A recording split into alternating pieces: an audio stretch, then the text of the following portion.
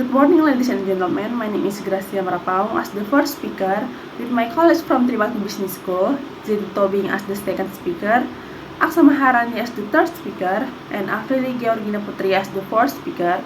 Together, we will delve into the biography of Martin Luther King Jr. under the guidance of Mr. Kartar Maja. We are genuinely grateful to be here today. Our dedicated team has substantial effort in researching and preparing for this presentation. So, we are eagerly looking forward to share our insight with you. There are 4 parts of our talks. First is education and spiritual growth of Martin Luther. Second is Southern Christian Conference leadership. Third is Nobel Peace Prize. And the last is the conclusion of Martin Luther's biography. So, this presentation is expected to last for approximately 10 minutes. If you have any question related to the topic we will presenting today, please feel free comment them at the comment section, and we will address your question in a separate video. So, ladies and gentlemen, please welcome our second speaker, Zedi Tobing, to give further explanation about Martin Luther's biography. Zedi, time is yours. Now I will give further explanation about education and spiritual growth by Martin Luther. Education and spiritual growth. In 1948, King earned a sociology degree from Morehouse College and attended the Liberal Crozer Theological Seminary in Castor, Pennsylvania. He thrived in all his studies and was valedictorian of his class in 1951 and elected student body president. He also earned a fellowship for graduate study. But King also rebelled against his father's more conservative influence by drinking beer and playing pool while at college. He became employed with a white woman and went through a difficult time before he could break off the affair. During his last year in seminary, King came under the guidance of Morehouse College President Benjamin A. Mays, who influenced King's spiritual reform. Mays was an outspoken advocate for racial equity and questioned King to view Christianity as a potential force for social change. After being accepted at several colleges for his doctoral study, King enrolled at Boston University. During the war on his doctorate, King met Coretta Scott, an aspiring singer and musician at a New England Conservatory School in Boston. They were married in June 1953 and had 4 children: Yolanda, Martin Luther King III, Dexter Scott, Barnes. In 1954, while still working on his dissertation, King became pastor of the Nestor Avenue Baptist Church of Montgomery, Alabama. He completed his Ph.D. and earned his degree in 1955. King was only 25 years old. Thank you, Zeti, for the time you have given. Now I will give further explanation about Shorten Christian Leadership Conference and Nobel Prize. The first, I will explain about Shorten Christian Leadership Conference.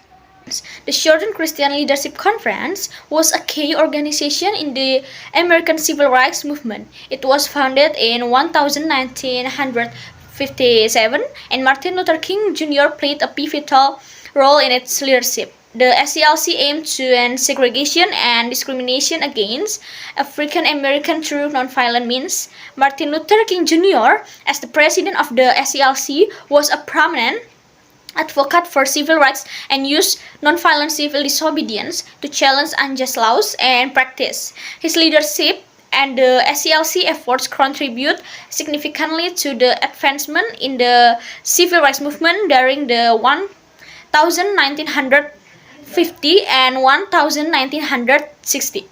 The Montgomery bus boycott was a pivotal event in the civil rights movement, and Martin Luther King Jr. played a crucial role in it.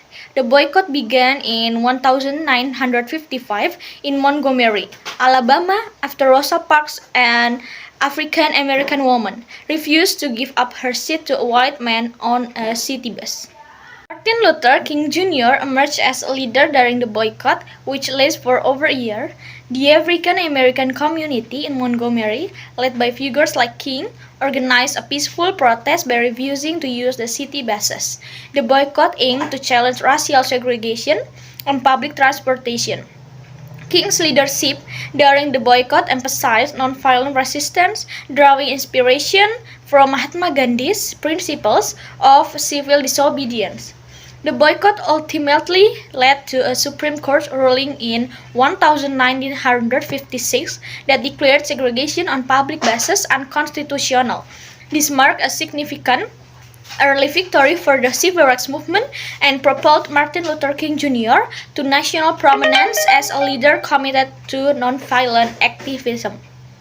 The second, I will explain about Nobel Peace Prize. This resulted in the passage of the Civil Rights Act of 1964, authorizing the federal government to enforce the segregation of public accommodations and outlawing discrimination in publicly owned facilities. This also led to King receiving the Nobel Peace Prize in 1964. King's struggle continued throughout the 1960s.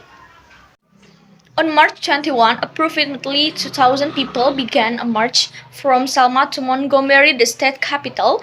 On March 25, the number of marchers, which had grown to an estimate 25,000, gathered in front of the state capitol, where King delivered a televised speech.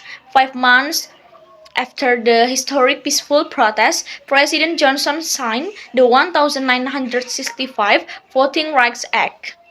1965, Alabama's capital turned violent as police with nightsticks and tear gas met the demonstrators as they tried to cross the Edmund Pettus Bridge. On March 9, 1965, a procession of 2,500 marchers, both black and white, set out once again to cross the Pettus Bridge and confront barricades and state troopers. Instead of forcing a confrontation, King led his followers to kneel in prayer, and they then turned back.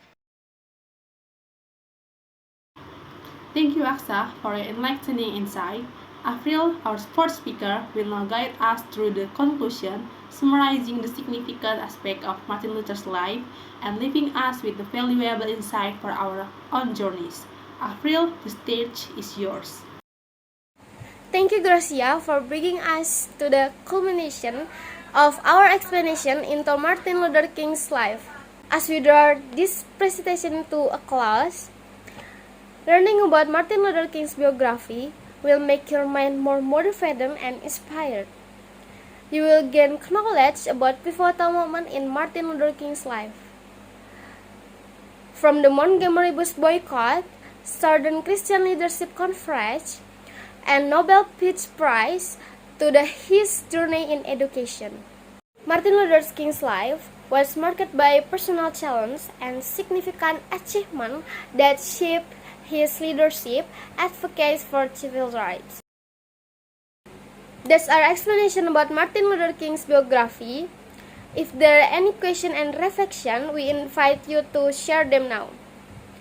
Thank you for your attention and participation.